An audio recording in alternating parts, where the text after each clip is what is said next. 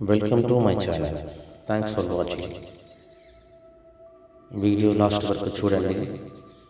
Video నచ్చితే like, share, comment and subscribe. ఈరోజు వీడియోలో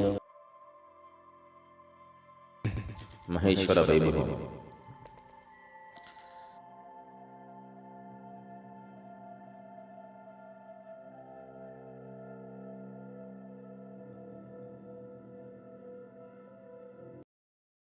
హరి ఓం.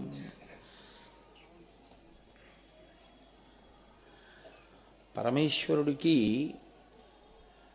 భుజంగభూషణ అనొక పేరు. అదొక గమ్మత్తైనటువంటి పేరు. ఎందుకంటే లోకంలో భూషణము అనబడేటటువంటిది ప్రతి వారికి ఉంటుంది. భూషణము అంటే ఆభరణము అని. శరీరము యొక్క సౌందర్యమును ఇనుమడింపచేయుట కొరకు భూషణములను ధరిస్తారు. ఒకటి. రెండు, కొన్ని సౌభాగ్య సూచనలుగా భూషణములను ధరిస్తారు. కొన్ని కాళికా పురాణాన్ని అనుసరించి భర్త పక్కన ఉన్నప్పుడు మాత్రమే ధరిస్తారు. నాలుగు, అసలు కొన్ని ఆభరణములు లేకుండా వైదిక కర్మాచరణం చెయ్యడం కుదరదు. ఉంగరం ఉందనుకోండి, ఉంగరం లేకుండా ఆచమనం చేయకూడదు. అలా ఆచమనం చేస్తే నెత్తురు చేతిలో పోసుకుని ఆచమనం చేసినట్లు అవుతుంది. కాబట్టి కనీసం దర్భముడి వేసుకోవాలి, వేలికి వేసుకుని ఆచమనం చెయ్యాలి. అందుకని కొన్ని ఆభరణములు తప్పవు, అవి ధరించి తీరాలి ప్రతివారు. మంగళసూత్రం ఇవన్నీ తప్పకుండా ఉంటాయి. ఉండకుండా ఉండడం అనేటటువంటిది వాటికి ఐశ్వర్యంతో ఇంకొక రకమైనటువంటి స్థితితోటి సంబంధం ఏమి ఉండదు. కాబట్టి అన్ని భూషణములు ఒకలాంటివి అని చెప్పడానికి కుదరదు. కానీ ప్రపంచంలో పావుని ఆభరణంగా వేసుకున్నవాడు మాత్రం ఎవరు ఉండడు. ఎందుచేత అంటే ఆభరణము రెండు రకములుగా వస్తుంది. ఒకటి మీ అంత మీరుగా చేయించుకున్నది. రెండు, మీ యొక్క కీర్తి ప్రకాశం చేత కానీ లేదా మీకు బహుమానంగా కానీ వేరొకరి చేత ఇయ్యబడినది కదండి. ఇప్పుడు నాకు మెళ్ళో గొలుసు వేసుకోవాలని కోరిక పుట్టింది. అప్పుడు నేను నా స్వార్జితంతో ఒక గొలుసు వేసుకోవలసి ఉంటుంది. గండపిండేరం అలా సొంతంగా ఎవరికి వాళ్ళు వేసుకోకూడదు. గండపిండేరం ఎవరికి వేస్తారంటే, అయ్యయ్యో ఈయన శరీరం పడిపోతే ఈయన వలన ఉద్ధరింపబడవలసినటువంటి వాళ్ళు కొన్ని వందల మంది ఉన్నాం, మా బతుకులు ఏమైపోతాయి ఈయన పడిపోతే, అందుకని ఈయన కొంతకాలం ఉండాలి ఇంకాను అని కోరుకున్నవారు ఎవరైనా ఉంటే వారు గండపిండేరం వేయాలి. అంతేగాని తనకి తాను గండపిండేరం వేసుకోడు. అందుకే గండపిండేరం వేస్తే ఎవరు వెయ్యాలి అంటే నిజానికి కొడుకులు షష్ఠి పూర్తి వరకే చెయ్యాలి. గండపిండేరం శిష్యులు వేస్తారు. వేసి మా గురువుగారు చాలా కాలం ఇంకా ఉండాలి శరీరంలో అని కోరుకుంటారు. అందుకని రెండు రకాలుగానే వస్తాయి భూషణములు. పరమేశ్వరుడికి సౌందర్యమును ఇనుమడింప చేసుకోవడానికి భూషణం పెట్టుకోవలసిన అవసరం లేదు. ఎందుకంటే ఆయన రాశీభూతమైనటువంటి సౌందర్యం. ఆయన సౌందర్యానికి ఒక గమ్మత్తు ఉంటుంది. ఘృతరీతి ఘనీభూతం సచ్చిదానంద విగ్రహం అంటారు. అంటే దడ్డ కట్టిన నెయ్యి, పేరుకున్న నెయ్యి ఎలా ఉంటుందో అలా ఉంటాడు ఆయన అని. పేరుకున్న నెయ్యిలా ఉన్నాడు అనడం వెనక ఉన్న మర్మమేమి అంటే, పేరుకున్న నీతికి ఒక లక్షణం ఉంటుంది, కరిగిపోవడం కదండి. ఆయన కరిగిపోయారండి నా మాటలు విని అంటాం. ఆయన కరిగిపోయారండి అంటే అసలు ఆయన కనపడడానికి ఏం లేదు, అలా అయిపోయాడని. ఆయనకి కరిగిపోయే లక్షణం ఉంది. ఆ కరిగిపోయే లక్షణం అన్నది లేదనుకోండి, అసలు వీరు ఈశ్వరుణ్ణి పట్టుకోవడం అవసరం కదండి. కరిగిపోవడం అంటే శరీరము తరిగిపోతుందని కాదు దాని ఉద్దేశం. ఆయన మనసు వెన్నపూసలా ఉంటుందని. ఆర్తితో పిలిస్తే పలకకుండా ఉండలేనివాడు అని. కాబట్టి ఘృతరీతి ఘనీభూతం అన్న మాటకు అర్థం ఏమిటంటే, ఎవరైనా ఆర్తితో పిలిస్తే ఇంకా ఎంత పారవశ్యాన్నో పొంది దిగొచ్చేస్తాడు. ఆ దిగి రావడం కూడా ఎలా ఉంటుందో తెలుసా అండి. ఇంకా తాను అంత దిగి రావలసిన అవసరం ఏం లేదు, అంత దిగొచ్చేస్తాడు. అదేమిటంటే బొత్తిగా మీరే ఎందుకండి ఆ పని చేయడం అంటారు చూడండి. మీరు చేయడం ఎందుకు, ఎవరికి చెప్తే చేయరు, అది మీరే చేశారా వెళ్ళి అంటారు. నా మిత్రుడి మీద నాకు చాలా విశేషమైన ప్రేమ ఉందనుకోండి, నేను 50 రూపాయలు ఇచ్చి ఏమయ్యా ఓ 2 డ్రమ్ములు నీళ్లు తోడిపెట్టు అని ఎవరినైనా అనొచ్చు. ఓ 50 రూపాయలు ఇవ్వగలిగిన శక్తి నాకుంది. కానీ నా మిత్రుడి మీద నాకున్న ప్రేమ ఎటువంటిదంటే నేనే వెళ్ళి 2 డ్రమ్ములు నీళ్లు తోడిపెట్టాను. ఇప్పుడు నేను 2 డ్రమ్ములు నీళ్లు తోడి నా ఒళ్ళు చెమట పట్టేసి ఉంటే ఇంకొక 2 బకెట్లు నేను తోడుతూ ఉండగా ఆఖరణ ఎవరో నన్ను బాగా ఎరుగున్నవారు వచ్చి, అయ్యో అదేంటండి మీరే తోడేయడం ఎందుకు, ఎవరికి చెప్తే తోడం అంటారు. అంటే ఏంటి, అది నువ్వు చేయవలసిన అవసరం ఉందా, నువ్వే చేయవలసిన అవసరం ఎందుకు వచ్చిందంటే అంత ప్రేమ, అంతకి దిగిపోతాడు ఆయన. ఆయన సంకల్పమాత్రం చేత చెయ్యగలడు కాదు, సంకల్పమాత్రం చేత చెయ్యడం మానేసి తాను అలా చేస్తే భక్తుడి పట్ల తన ఔదార్యమునకు అర్థం లేకుండా పోతుందని తానే దిగొచ్చి చేస్తుంటాడు. అవి చాలా గమ్మత్తుగా ఉంటాయి. అలాంటి విశేషాలని మీరు ఆ కోణంలో చూడవలసి ఉంటుంది తప్ప అదేమిటండి అలా చేస్తే కానీ శివుడు చేయలేడా అండి అని అనకూడదు. మీకు నేను ఒక ఉదాహరణ చెప్పాలి అంటే దానికి బాగా సరిపోయేటటువంటి వాడు మహానుభావుడు నందనార్. నందనార్ చిదంబరం వెళ్ళాలి అనుకున్నాడు. ఆయన అనుకుని యజమానిని అడిగాడు, నేను చిదంబరం వెడదాం అనుకుంటున్నాను నటరాజస్వామి దర్శనానికని. అంటే ఆయన అన్నాడు, వీడికి ఏం పిచ్చే వెర్రా, వీడి చిదంబరం ఎందుకు అనుకున్నాడు ఆయన. ఈయన భక్తి ఆయనకేం తెలుస్తుంది, భక్తి తెలియబడేది కాదు, అర్థం అవ్వాలంతే. కాబట్టి ఆయన అన్నాడు, అలాగే దానికి ఉంది వెళ్ళు. అంతవరకే వినపడింది నందనార్కి. వెళ్ళన్నాడు, చాలు వెళ్ళిపోవచ్చు యజమాని అనుకున్నాడు. ఆయన అన్నాడు, ఇవాళ రాత్రి మనకున్నటువంటి ఓ 3000 ఎకరాల భూమిని దున్నేసి కలుపు తీసేయి, విత్తనాలు వేయి, ఆకుమడి వస్తుంది, ఆకుమడి అంతా దూరంగా వరి మొక్కలన్నీ పాతు చక్కగా పెంచేయి, ఎక్కడా చీడా పట్టకుండా చూడు, కంకులు వస్తాయి కోతలు కోసేయి, ఆ కంకులన్నీ దులిపేయి, ధాన్యం అన్ని బస్తాలకి ఎత్తేయి, మన ఇంటికి తెచ్చేయి, గడ్డంతా తీసుకెళ్లి వాము వేసేయి, నువ్వు చిదంబరం వెళ్ళిపో అన్నాడు. ఆయనకి ఏది వినపడిందంటే నువ్వు చిదంబరం వెళ్ళిపో అన్నదోటే వినపడింది. ఆనంద పారవస్యంలో ఉన్నాడు. తర్వాత ఈ మాటలు అర్థమయ్యాయి. ఏమిటి రాత్రి 3000 ఎకరాల భూమి నేను దున్ని పంట పండించేయడమా అని. వెళ్ళు అన్నాడు కదూ, దాన్ని ఒక్కదాన్నే ఆయన స్వీకరించాడు. ఆయన అన్నాడు, తప్పకుండా మీ చేత ఇది చేసి వెళ్ళు అని ఎవరనిపించాడో వాడే నాకు దర్శనం ఇప్పించడానికి కూడా ఇది చేయించి దర్శనమిస్తాడు. ఇప్పుడు పూచి వాడిది అన్నాడు, వచ్చేసాడు. బ్రహ్మాండమైన వర్షం వచ్చింది. ఆ వర్షంలో అదే ఈశ్వర స్వరూపం, ఆ నల్లమబ్బు మెరుపుతీగా పార్వతీ పరమేశ్వరులు అన్నాడు. నర్తించి పొలంగట్టు మీద పడిపోయాడు. ఆయన సమాధిలోకి వెళ్ళిపోయాడు ఆనందంలో. ఇప్పుడు పరమేశ్వరుడు సంకల్పం చేస్తే అయిపోతాయి అవన్నీ. శివ సంకల్పమస్తు, అదేం పెద్ద విశేషం ఏంటి కాదు. నా భక్తుడు నా మీద ఇంత నమ్మకం ఉంచినందుకు నేనే దున్నుతానన్నాడు.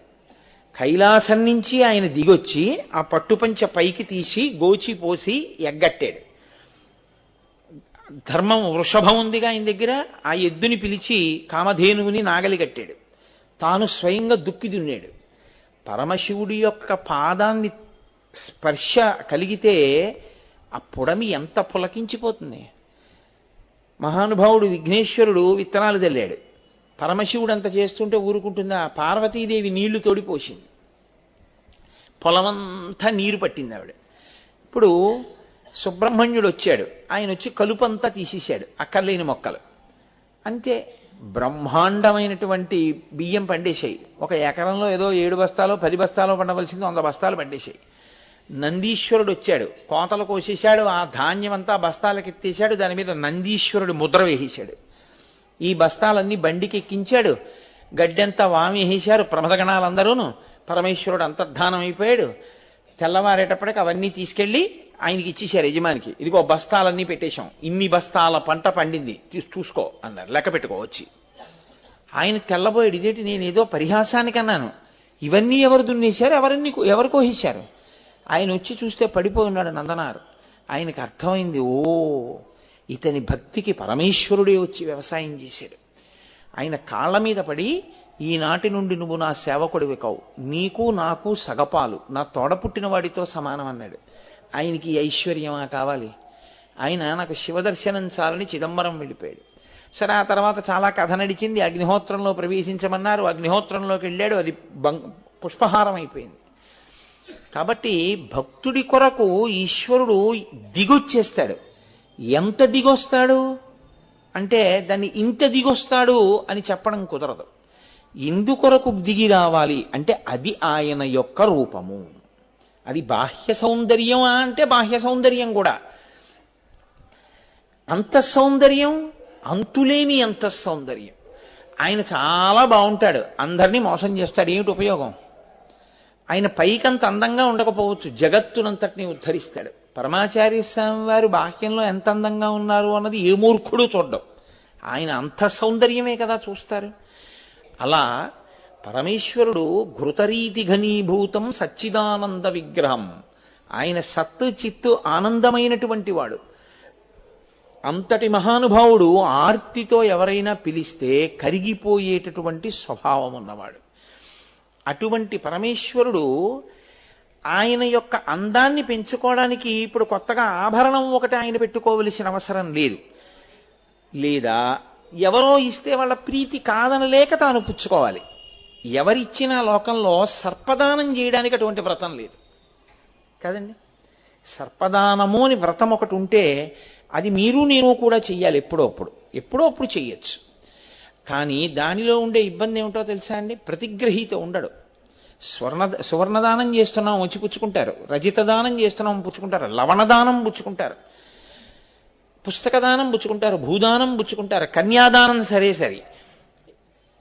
సర్పదానం చేస్తున్నానండి మా ఇంట్లోనూ, అయ్యా మీరు వచ్చి బ్రహ్మస్థానంలో కూర్చుని త్రాచుపామును పుచ్చుకోవాలి అన్నాను అనుకోండి, నీ అసాధ్యం మండిపోయి ఇది ఎక్కడ వ్రతం రా, నేను రానంటాడు. త్రాచుపాముని ఎవడు దానం పుచ్చుకుంటాడు? ఇదం నమమా నీళ్లు పోసి ఇచ్చేస్తే పుచ్చుకుంటాడు ఏంటి ఎవడైనా? ఎవరు పుచ్చుకోరు. కాబట్టి అటువంటి వ్రతం లేదు లోకంలో. కాబట్టి ఒకటి ఇవ్వడమూ లేదు, ఆయన పుచ్చుకోవడమూ లేదు. మరి ఎక్కడి నుంచి వచ్చింది అది? అంటే అది ఎక్కడి నుంచి వచ్చిందో తెలుసుకుంటే చాలా గమ్మత్తైనటువంటి విషయం. అనేక విషయాలు మీకు ఆ నాగభూషణ లేకపోతే భుజంగభూషణ అన్న మాటలోంచి మీకు అర్థమవుతాయి. నిజంగా కూడా ఆయన నాగులను ఆభరణంగా పెట్టుకుంటాడు. ఎందుకు పెట్టుకుంటాడు అంటే ఆయన కొరకు కాదు, వాటి కొరకు. మనం చూడండి, ఒక్కొక్కసారి ఆర్తి కలిగిన కాలంలో అయ్యా ఏమనుకోకండి మీ ఇంట్లో ఉండిపోతానంటాం, మీ ఇంట్లో ఉండిపోతానండి అంటారు. ఎందుకంటే అక్కడ ఉంటే రక్షణ కలుగుతుంది అని అలా ఉండిపోతుంటారు. ఒకప్పుడు కృష్ణదేవరాయల వారికి ఆపద వస్తే వ్యాసరాయల వారు ఎవ్వరికీ తెలియకుండా కృష్ణదేవరాయల వారిని సింహాసనం నుంచి దించేశారు. ఆయన్ని దించేసినట్టు కూడా ఎవరికీ తెలియదు. అప్పటికి ఆయన పేరు వ్యాసతీర్థులు, ద్వైతమత ప్రవర్తకులైన ఆయన. రాయలు అన్న పేరు తను తగిలించుకుని వ్యాసరాయలు అన్న పేరుతో పట్టాభిషేకం చేసేసుకున్నారు. ఎందుకని అంటే కుహు యోగం వచ్చింది, అదొస్తే ప్రభువు మరణిస్తాడు. కాబట్టి ఇప్పుడు ప్రభువుని రక్షించడానికి ప్రభువుని పదవిలోంచి తీసేశారు. ఇప్పుడు ఆయన ప్రభువు కాదుగా, ప్రభువు లేకుండా ఉండకూడదు. వ్యాసరాయల వారు సింహాసనం మీద కూర్చున్నారు. ఏ యోగమైనా మహాభక్తుడిని ఏం చేస్తుంది? కాబట్టి వ్యాసరాయల వారిని ఏం చేయలేకపోయింది. ఆ కాలం వెళ్ళిపోయిన తర్వాత మళ్ళీ ఆయన కృష్ణదేవరాయల వారికి పట్టాభిషేకం చేసేశారు. చేసేసి వ్యాసరాయల వారు వెంకటాచలం వెళ్ళిపోయారు. స్వామి పుష్కరిణి ఆ గట్టు చివర ఉండే హనుమ దేవాలయం వ్యాసరాయల వారు ప్రతిష్ఠ చేసింది. మన ప్రారంధం ఏమిటంటే వెంకటాచలానికి రికమెండేషన్ లెటర్లు ఇచ్చేవాళ్ళు చాలామంది ఉంటారు, కానీ పెద్ద పెద్ద పదవుల్లో వచ్చిన సామాన్య భక్తులకి ఏ దేవాలయం ఏమిటి, దాని ప్రాముఖ్యత ఏమిటి అని చెప్పడానికి 500 రూపాయలు పెట్టి బోర్డు పెట్టడానికి బహుశా తిరుమల తిరుపతి దేవస్థానం వారికి నిధులుండవు. మిగిలిన అక్కర్లేని వాటి అన్నింటికీ నిధులుంటాయి, రికమెండేషన్ లెటర్లు ఇవ్వడానికి చాలామంది ఉంటారు. అది ప్రారబ్ధ కర్మ ఇవాళ భక్తులకి. అందుకని అక్కడ దేవాలయానికి ఆ బోర్డు ఉందో లేదో కూడా నాకు తెలియదు. ఈ కారణం చేత వ్యాసరాయలు అన్న పేరుతో ఆయన కొంతకాలం పరిపాలన చేశారు. అంతటి మహానుభావుడు.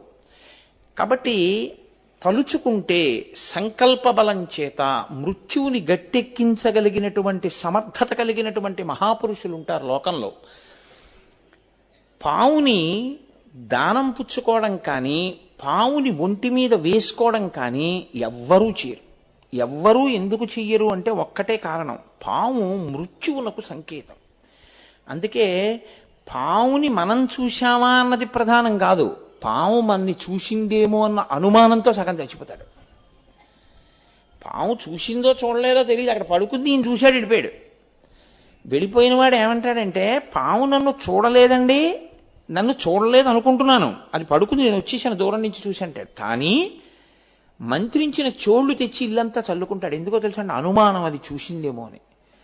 చూస్తే ఏమవుతుంది? ఇంకేం ఉండదు, చచ్చిపోవడమే. పాము మృత్యువునకు సంకేతం.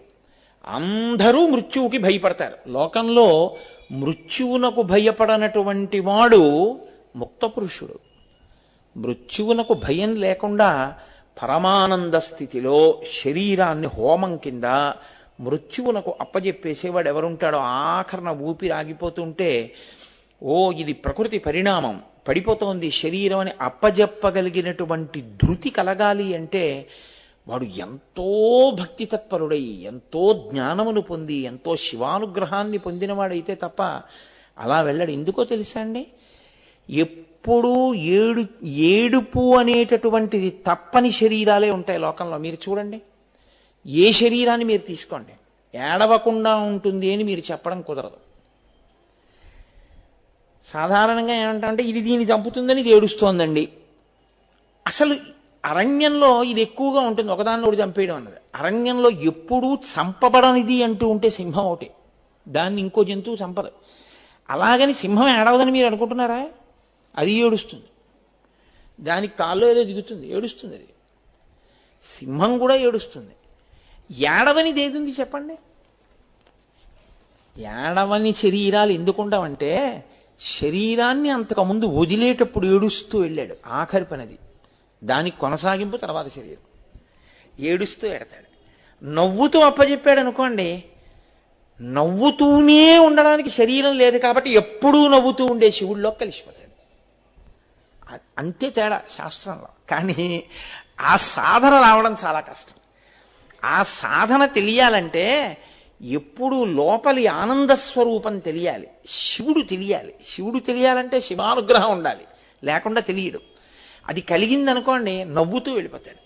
నవ్వుతూ వెళ్ళిపోయాడంటే ఇక రాడు, ఏడుస్తూ వెడతాడు. ఎందుకు ఏడుస్తాడంటే అయ్యి బాబోయిది పడిపోతుంది, అయ్యి బాబోయిది పడిపోతుంది, అయ్యి బాబోయిది పడిపోతుంది, ఎంత బెంగో. ఏడుస్తూ వెళ్ళిపోతాడు కాబట్టి మళ్ళీ ఏడుపు ఉండి తీరవలసిన శరీరంలోకే వస్తాడు, తప్పదు. అందుకే ఆ వచ్చేటప్పుడు ఏడుపు ఉంటుంది.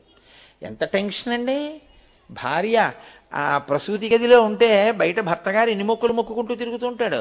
ఆవిడ వంశోద్ధారకుడో పిల్లో బయటికి రావద్దు.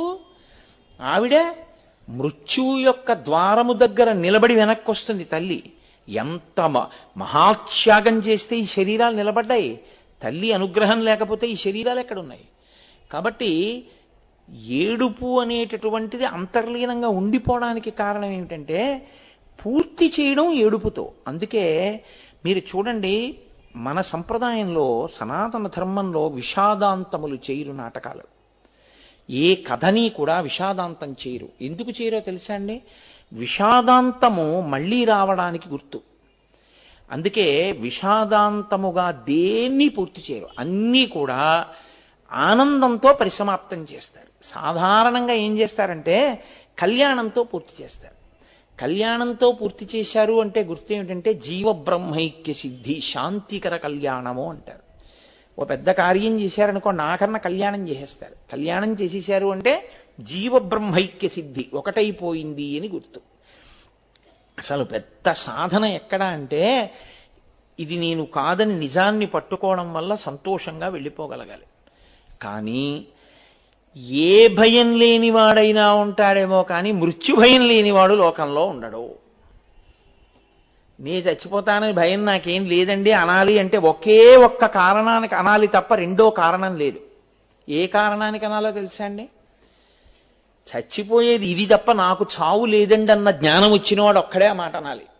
నేను ఇది కాదండి, నేను లోపల ఉన్నవాణ్ణి, నాకు చావేమిటి, నేను ఇందులోంచి బయటికి వస్తాను తప్ప ఇంట్లోంచి బయటికి వచ్చినట్టు నేను చచ్చిపోవడం ఏమిటి, నేను చచ్చిపోవడం ఏమి ఉండదు, ఇది చచ్చిపోతుంది అంతే.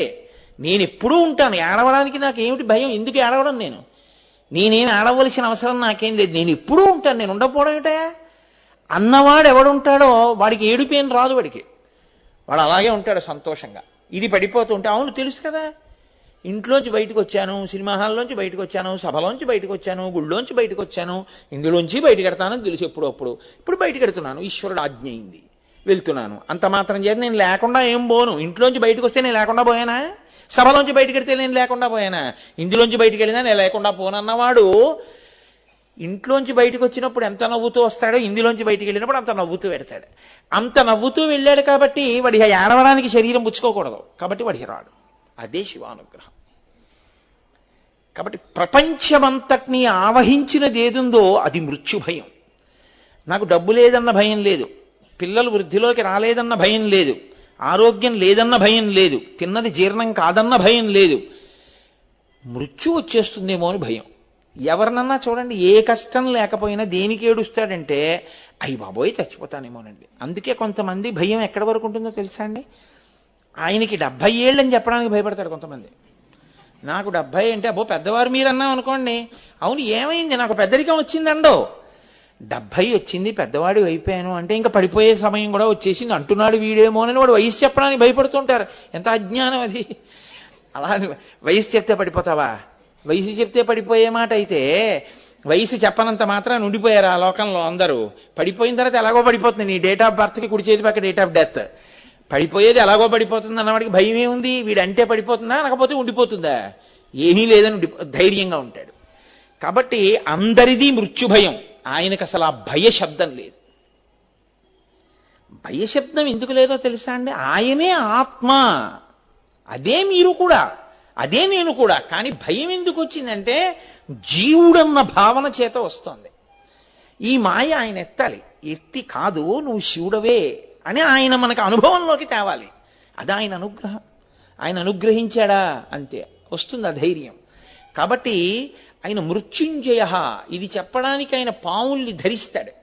ఆయనకి అది భూషణం. మనకో మనం చూడడం కాదు, అది చూసిందేమో అన్న భయంతోనే సగం చచ్చిపోతాం మనం. అది తేడా కాదు.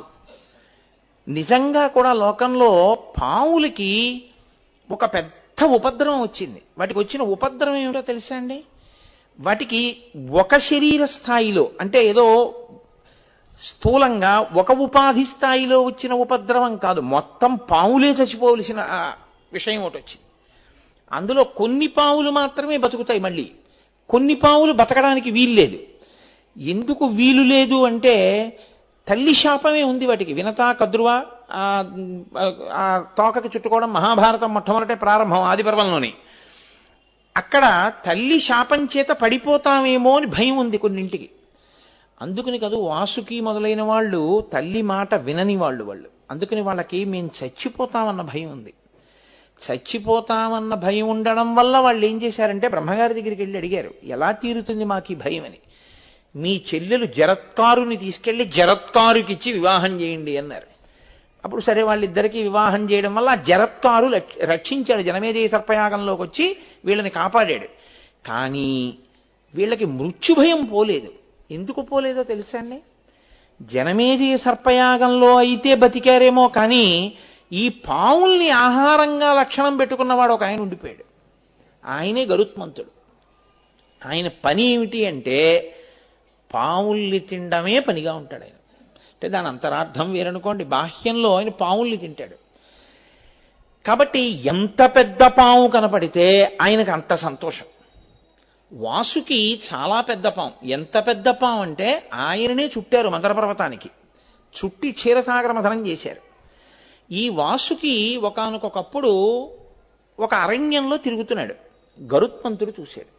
చూసి ఒరే ఇవాళ మంచి ఆహారం దొరికిందిరా అని ఆయన ఈ వాసుకుని తరిమాడు.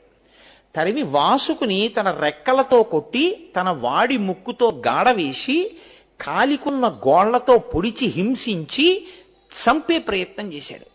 వాసుకి కూడా శక్తివంతుడు. ఆయన ఒక గుహలో దూరాడు.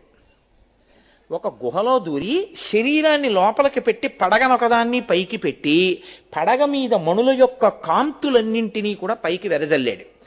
అంత కాంతి పడితే కళ్ళు సరిగ్గా కనపడవు. గరుత్మంతుడికి ఉన్న గొప్ప శక్తి ఏమిటంటే చూడగలగడమే. వైనతేయులు 7వ అంతరంలోంచి చూస్తారు. వాళ్ళు ఎంత దూరం నుంచి అయినా చూస్తారు. అది వాళ్ళకే ఉన్న శక్తి. రామాయణంలో కిష్కింధకాండలో చెప్తారు. కాబట్టి ఇప్పుడు ఆయనకి చూడగలిగిన శక్తిని తగ్గించడానికి ఆయన మణుల కాంతిని వెదజల్లి పక్షి కొంచెం దూరంగా ఎప్పుడు వెళ్ళిపోతుందంటే అగ్నిహోత్రాన్ని చూస్తే వెళ్ళిపోతుంది పక్షి. చెట్టు కింద మంటలు ఉన్నాయనుకోండి, పక్షులు లేచి వెళ్ళిపోతాయి. అందుకని నోట్లోంచి విషాగ్నిని వెదజల్లాడు. ఈ విషాగ్నికి మణుల కాంతికి మరింత కోపం వచ్చింది గరుత్మంతుడికి. ఇవాళ వాసుకిని చంపి తీరుతానని ఇటు వాసుకి ఇటు గరుత్మంతుడు భయంకరమైన యుద్ధం చేస్తున్నాడు. తండ్రి కశ్యప ప్రజాపతి ఆయన వచ్చాడు. వచ్చి అన్నాడు, ఒరే తినడానికి నీకు ఇంతకన్నా ఆహారం లేదురా, ఏమిట్రా ఈ ఉపద్రవం, ఏమిటి కొట్టుకోవడం, ఊరుకో అని ఆయన వేరే ఒక పెద్ద విశేషాన్ని ఒకదాన్ని చెప్పాడు. ఫలానా చోటుకెళ్ళు, ఫలానా చోట ఒక బ్రాహ్మణుడు ఉన్నాడు, ఆ బ్రాహ్మణుడిని తిన్నప్పుడు కంఠం మండుతుంది, మండినప్పుడు బయటికి ఉమ్మేసి, సరే అదంతా వేరు కాదనుకోండి, ఇప్పుడు అప్రస్తుతం, నేను దాని జోలికి వెళ్ళను ఇప్పుడు, ఎందుకంటే వెడితే మళ్ళీ అది ఇంకొక వైపుకి వెళ్ళిపోతుంది ఆ ఏరంతా, కాబట్టి నువ్వు అటువైపుకి వెళ్ళు అంటే గరుత్మంతుడు వెళ్ళిపోయాడు. వాసుకి ఒళ్ళంతా దెబ్బలు తిని ఉన్నాడు. ఆయన అన్నాడు, నాకు ఎలా రక్ష, ఇవాళ నువ్వు వచ్చావు వదిలిపెట్టేశాడు, కానీ గరుత్మంతుడు ఎప్పుడో అప్పుడు నా కోసం తిరుగుతూనే ఉంటాడు. నేను ఏ పుట్టలోంచి బయటకు వచ్చినప్పుడో గబుక్కుని నేను ఏదైనా ఆహారాన్ని తిని కదల్లేక ఉన్న స్థితిలోనో కొట్టేస్తాడు. వేగమునకు ప్రసిద్ధి గరుత్మంతుడు. పైనుంచి వస్తాడు, తాను కింద ఉంటాడు, తాను ఎగరలేడు. ఎలా అంటే ఆయన అన్నాడు, ఎంతటి నీకున్నది మృత్యుభయం, ఎప్పుడైనా చంపేస్తాడని భయం కదూ, ఈ మృత్యుభయం నుంచి గట్టెక్కి సావడం భయం నుంచి నువ్వు పైకెళ్ళిపోయి నువ్వే ఇంకోళ్ళకి వరం ఇవ్వగలిగినటువంటి శక్తికి నువ్వు ఎదిగిపోవాలంటే నీ ఎదురుగుండా గరుత్మంతుడున్నా నువ్వు మాత్రం వచ్చిన భక్తులని అనుగ్రహించి వరాలివ్వగలిగిన స్థితికి ఎదగాలంటే శివుణ్ణి పట్టుకో అన్నాడు. అంటే ఆయన పరమశివుణ్ణి ఆశ్రయించాడు. ఇప్పుడు పరమశివుడు ఏం చేశాడంటే, నీకేం భయం లేదు లేవయా, నేనున్నానని ఒకసారి అలా తడివి తీసి మెళ్ళో వేసుకున్నాడు. అది వాసుకి. క్షీరసాగర మథనంలో మందర పర్వతంలో చుట్టబడిన వాసుకి గరుత్మంతుడి నుండి రక్షణ కొరకు పరమశివుడి యొక్క మెడలో ఉంటుంది.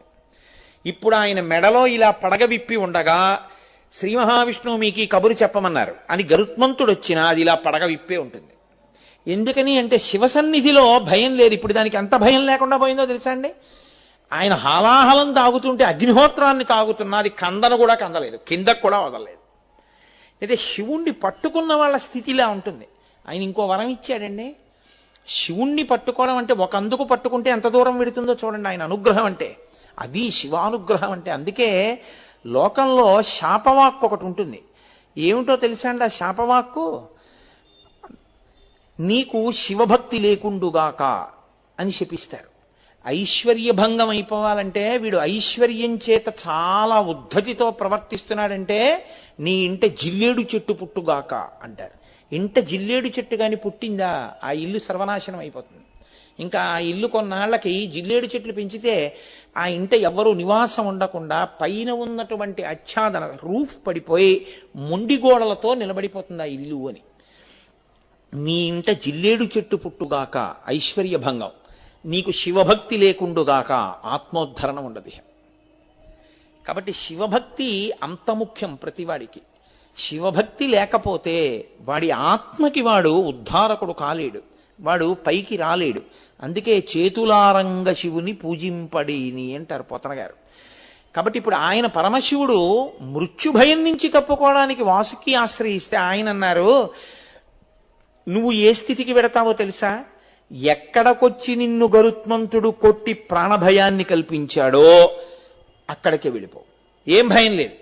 వెళ్ళి హాయిగా కుక్షి అంటే గుహ అని, అదే కుక్కి అంటుంటారు. ఆ శృంగేరి పక్కన ఉన్నటువంటి కర్ణాటకలో క్షేత్రం సుబ్రహ్మణ్య క్షేత్రం, ఆ కుక్షి ఆ గుహలోకి వెళ్ళి కూర్చుని నా గురించి తపస్సు చేస్తూ ఉండు. నువ్వు నా నామస్మరణలో ఉండగా, నా గురించి తపిస్తూ ఉండగా గరుత్మంతుడు నిన్ను చెనకడం. సరికదా, నీకు ఒక వరం ఇస్తున్నాను. రాబో కాలంలో నాకు సుబ్రహ్మణ్యుడన్న పేరుతో ఒక కుమారుడు కలుగుతాడు. ఆ పిల్లవాడు తారకాసుర సంహారం చేసి తన నెత్తుటితో ఉన్నటువంటి కత్తిని అక్కడే ఉన్న కుమారధార అన్న తీర్థంలో కడుక్కుంటాడు. కడుక్కుంటే ఇంద్రుడు దేవసేన అన్న కూతుర్ని తీసుకొచ్చి అక్కడ సుబ్రహ్మణ్య కళ్యాణం చేయిస్తాడు మార్గశిర శుక్ల షష్ఠి నాడు. కాబట్టి సుబ్రహ్మణ్య షష్ఠి అవుతుంది అది. కాబట్టి ఆ షష్ఠి నాడు కళ్యాణం జరుగుతుంది. అక్కడ నా కొడుకు దేవసేనా సమేతుడై నీతో కలిసి ఉండిపోతాడు. అప్పుడు నువ్వు ఎంత శక్తివంతుడు అవుతావంటే దర్శనానికి వచ్చిన వాళ్ళందరినీ నువ్వే అనుగ్రహించగలుగుతావు, నువ్వు వరాలు ఇస్తావు. ఇక గరుత్మంతుడు ఏం చేస్తాడు, నిన్ను గరుత్మంతుడు చేసేది ఏమి ఉండదు. నువ్వు లోకమునకు వరములనివ్వగలవు సరికదా, నీ ముంగిట సేవ చేయడానికి గరుత్మంతుడు నిలబడతాడు ఒకనాడు, వెళ్ళమన్నారు. ఆయన వచ్చి తపస్సు చేశారు. అందుకే మూల సుబ్రహ్మణ్యం అని ఉంటుంది. ఆ మూల సుబ్రహ్మణ్యం పెద్ద పుట్ట, ఆ పుట్టలోనే వాసుకి తపస్సు చేశారు.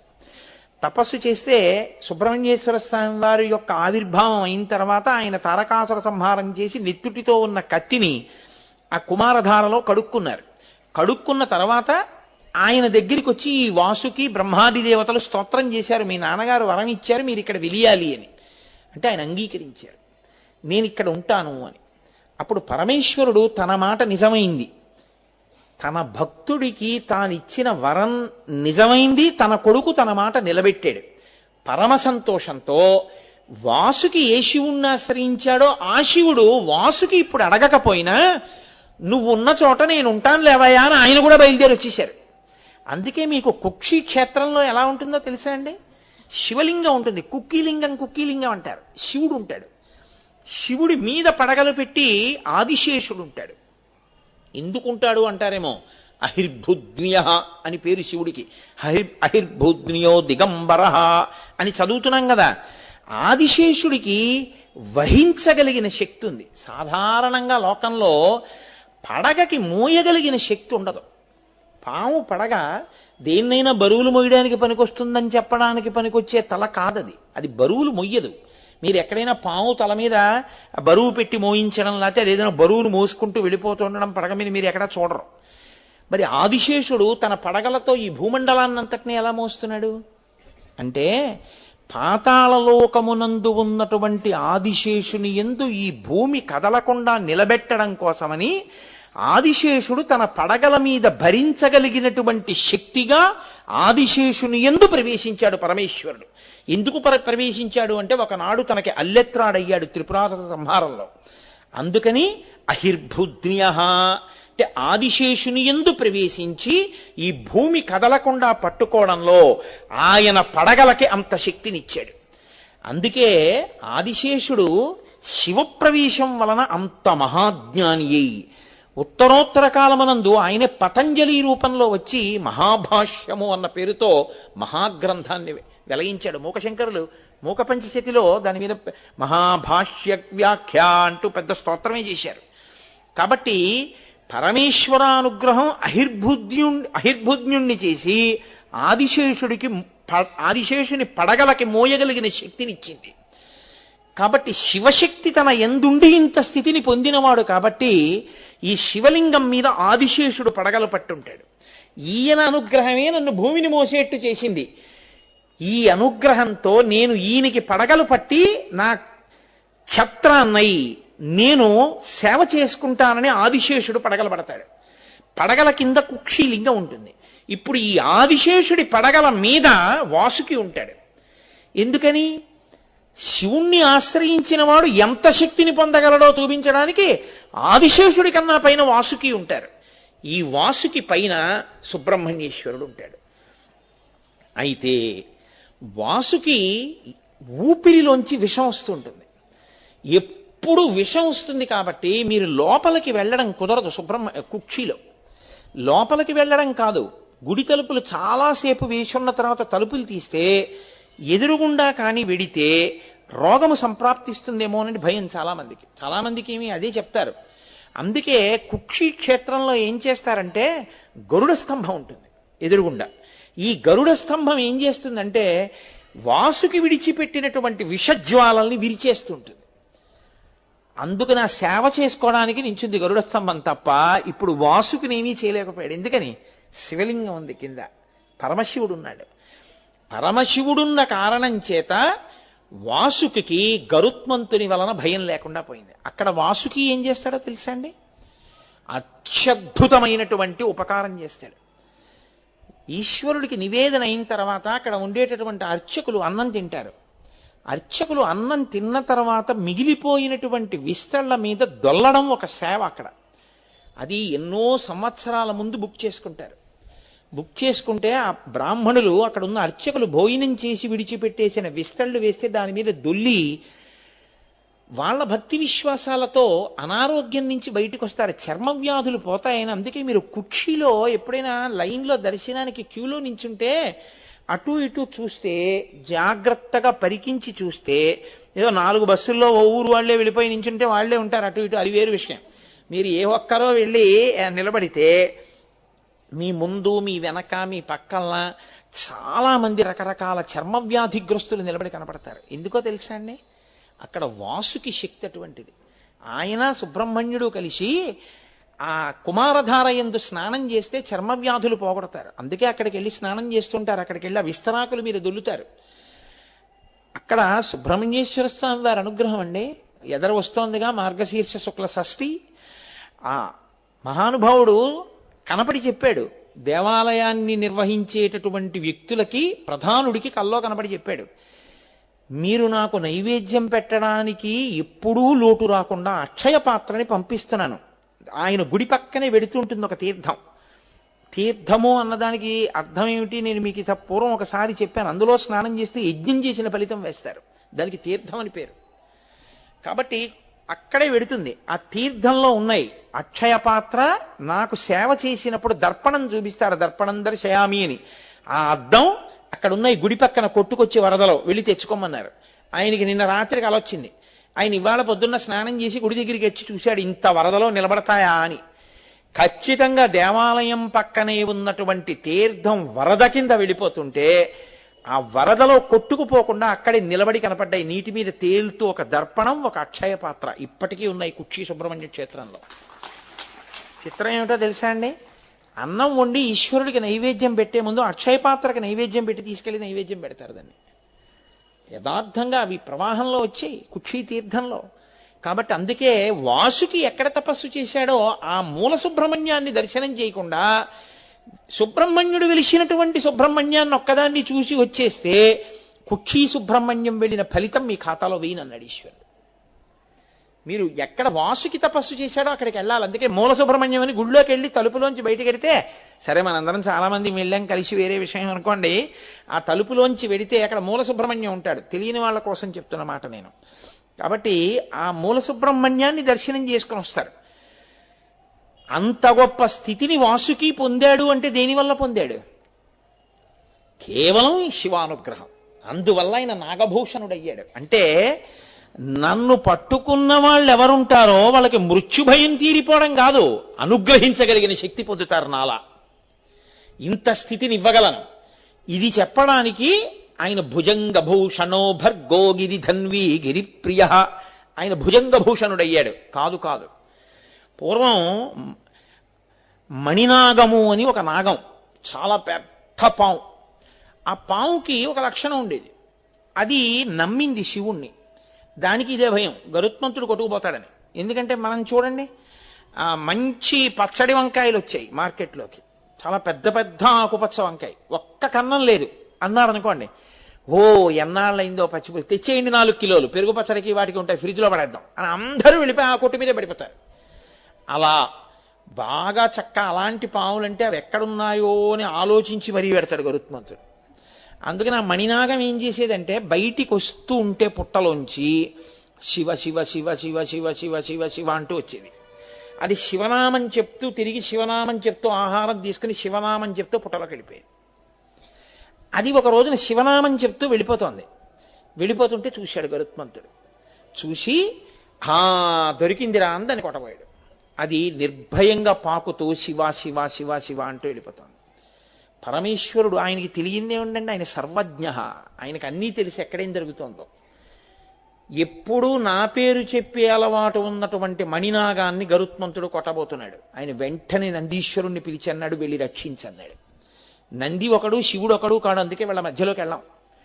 వెంటనే నంది, నేను వెళ్ళి గరుత్మంతుడిని చెనకితే బాగుండదు, శివకేశవులు రెండుగా కనపడే ఒకరు, శ్రీ మహావిష్ణువుకి చెప్తే ఆయన వాహనం కాబట్టి ఏమిటయా ఈ పని అంటారు. మేమిద్దరం ఈక్వల్స్, నేను ఈయన వాహనాన్ని ఆయన వాహనం కాబట్టి బొత్తిగా ఏమైనా నువ్వు మాట చెప్పపోయావా అంటాడేమో రేపు పొద్దున వాళ్ళ ఓనర్ గారికి చెప్పేస్తే గొడవ వదిలిపోతుంది. అందుకని చెప్పి ఆయన వెళ్ళి విష్ణువుకి చెప్పారు.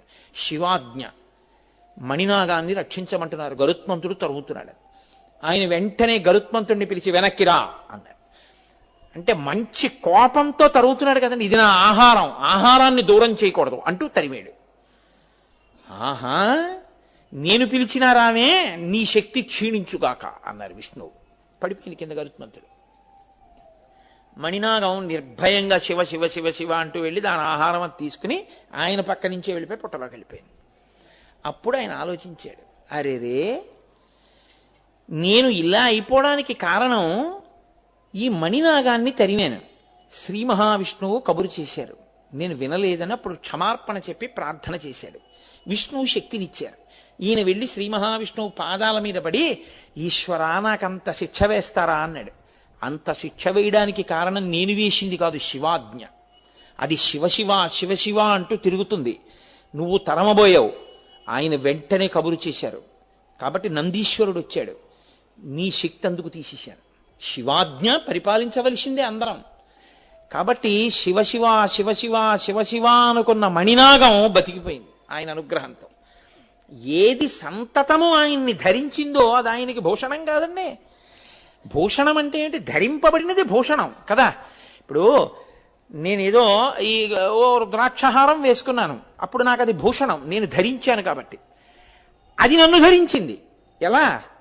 దానికి చైతన్యం ఉంటే ఎప్పుడూ నన్నే లోపల వహించి భరిస్తోంది అనుకోండి, అప్పుడు అది నాకు భూషణం, నేను దానికి భూషణం. అందుకే ఆ మణినాగమును గరుత్మంతుడు చెనకలేకపోయాడు. ఆయనే సామాన్యుడు కాడు, పరమేశ్వరుడు. అంటే లోకంలో ఎవ్వరూ చెయ్యనంత ఉపకారం చేసినవాడు. గరుత్మంతుని చేత నిత్య భయం ఉన్నటువంటి పాములకి అభయం ఇచ్చి తన ఒంటి మీద వేసుకుని కాపాడినవాడు. అందుకనే ఆయన భుజంగభూషణుడయ్యాడు. ఇది బాహ్యంలో ఉండే. ఇలా నేను చెప్తూ పెడితే, నేను ఇప్పుడు మీకు చెప్పినవి స్కంద పురాణాంతర్గతమైనటువంటి విశేషాలను తీసుకొచ్చి మీకు మహేశ్వర ఖండంలోంచి వాటిల్లోంచి కొన్నిటిని చూపించాను.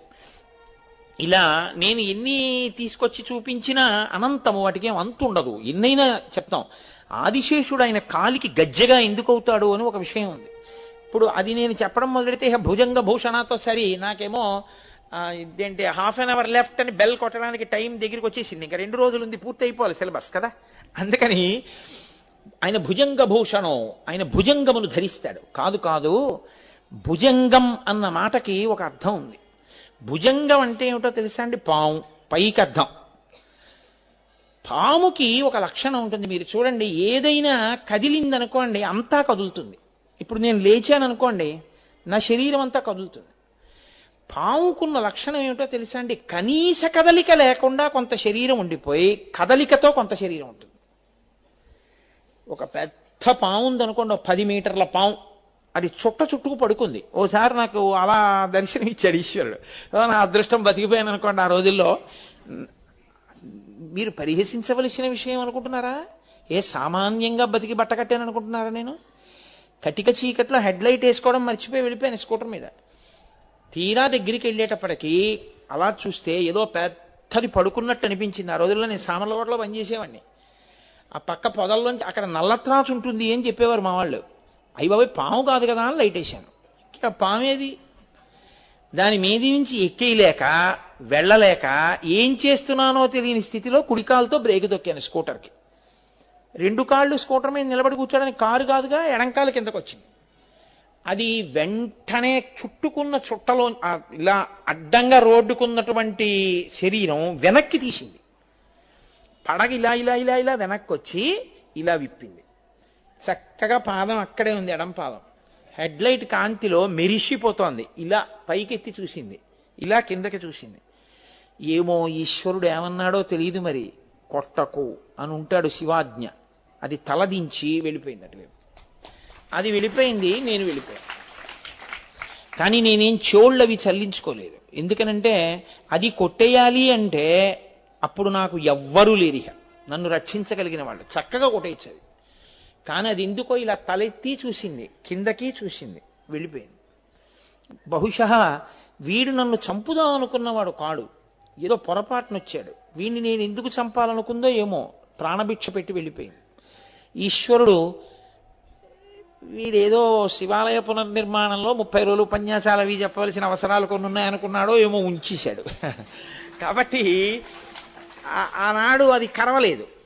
కాబట్టి అది ఏం చేస్తుందంటే ఓ చుట్ట చుట్టుకుని పడుకుందనుకోండి, ముందు దాని తలొకటే కదులుతుంది. తలొక్కటి కదిలి వెడుతుంటే మిగిలిన చుట్ట అలాగే ఉంటుంది.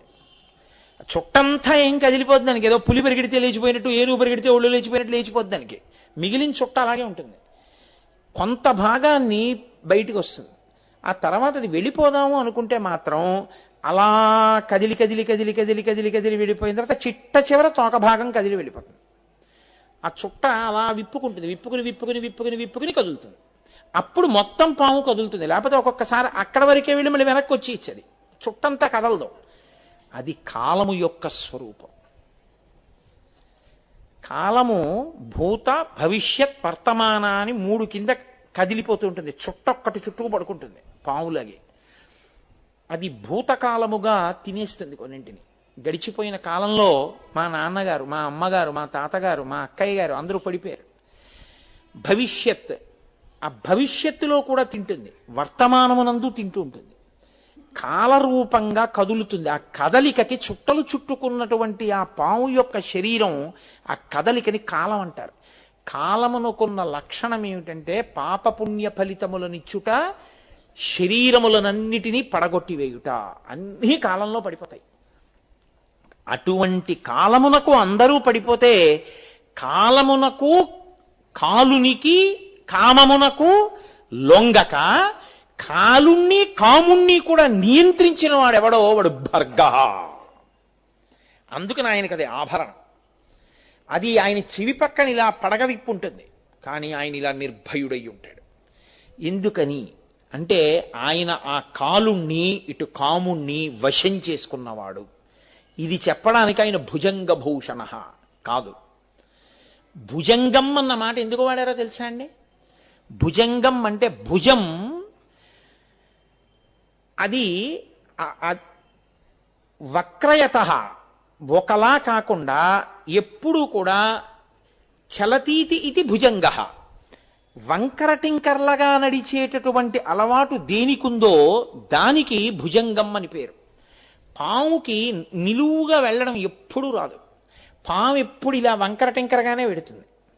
వంకరటింకరగా వెళ్ళే అలవాటు తనంత తాను ఉండిపోయింది ఏదో తెలుసా అండి? ఇంద్రియములతో కూడిన మనసు.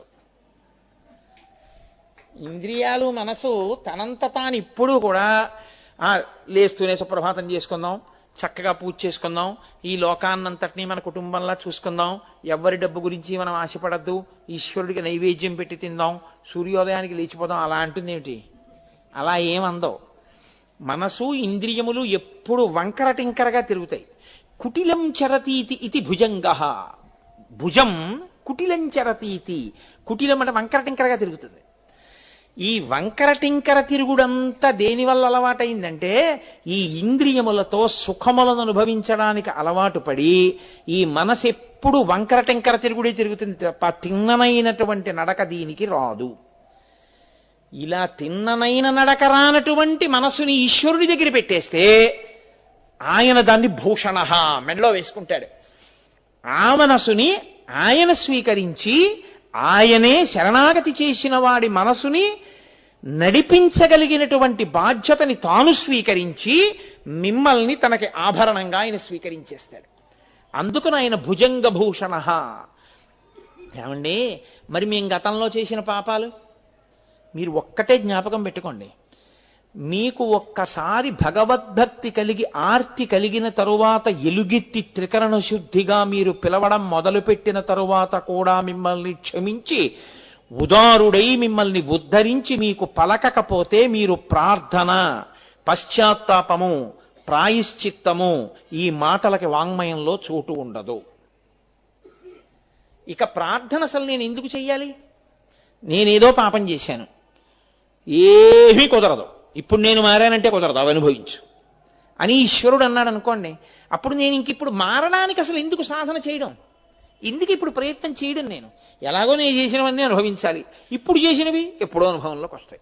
కాబట్టి ఆయన ఏం ఉపకారం చేస్తాడు? ఆయన ఏమీ చేయడు. మీరు ఏ కర్మలు చేశారో ఆ కర్మలు ఈశ్వరుడి కన్నా గొప్పవి కూర్చున్నాయి. అవునా కదా? మీరు కొంచెం జాగ్రత్తగా ఆలోచించండి. నేను గోదానం చేశాను, ఆయన ఫలితం ఇస్తాడు. నేనేదో ఎవరినో బాధ పెట్టాను, దానికి ఫలితం ఇస్తాడు. నేను బాధ పెట్టినటువంటి పాపాన్ని తీయలేడు, నేను గోదానం చేసిన పుణ్యాన్ని ఆయన తీసేయలేడు. ఇప్పుడు కర్మ గొప్పదా, ఈశ్వరుడు గొప్పవాడా? కర్మ గొప్పది. అప్పుడు ఈశ్వరుడి స్థితి ఏమిటి? అది కాదు సనాతన ధర్మంలో.